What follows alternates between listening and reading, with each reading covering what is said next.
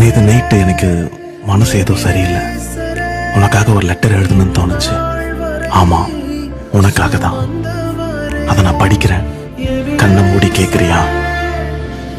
அன்பு எழுதிக் கொள்வது இந்த உலகில் யாருக்கும் தெரியாமல் 1000 வலிகளை தூக்கிச் சுமக்கும் உன்னிடம் எப்படி இருக்கிறாய் என கேட்பதே ஒரு குற்றச்செயல் என நினைக்கிறேன்.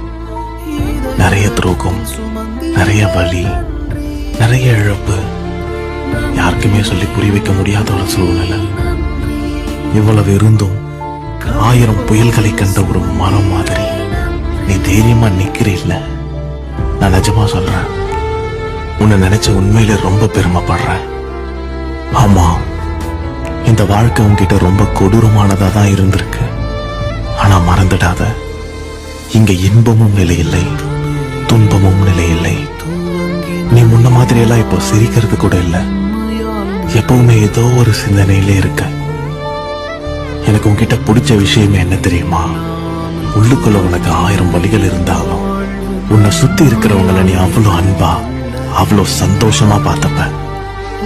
இந்த பிரபஞ்சத்துக்கிட்ட நான் ஒன்னே ஒண்ணு மட்டும் கேட்டுக்கிறேன்.